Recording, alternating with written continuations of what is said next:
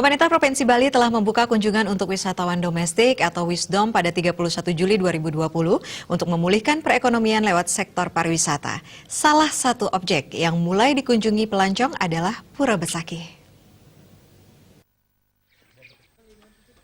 Ketua MO Pura Agung Besakih Jero Mangkuwayan Ngawi tak menampik jika pura terbesar di Bali tersebut mulai didatangi pengunjung, hanya saja jumlahnya belum begitu banyak. Sejatinya, pasca dimulainya tatanan era baru pada 9 Juli, ada saja Wisdom maupun wisatawan mancanegara Wisman berkunjung ke Besakih. Meski demikian, di tengah masih merebaknya pandemi COVID-19, tentu penjagaan dan pengawasan harus dilakukan lebih ketat. Sebelum adanya wabah pandemi ini, ada beberapa kejadian yang membuat warga Bali terkejut dan salah satunya ada warga asing yang naik ke Pelinggi Pura. Dengan mulai berdatangnya Wisman dan Wisdom, sejumlah netizen memberikan komentar di akun Facebook Bali Post. Berbagai komentar terungkap dan pada intinya, netizen meminta pengelola Pura Besakih harus lebih memperketat penjagaan dan pengawasan. Kesucian pura harus tetap nomor 1 dan dijaga. Ada pendapat yang menyebut menjaga kesucian pura harus tetap nomor 1. Pengelola mesti lebih ketat menjaga dan mengawasi wisatawan agar tidak sampai terjadi hal-hal yang membuat pura letah. Misalnya kejadian orang asing naik Pelinggi beberapa waktu lalu.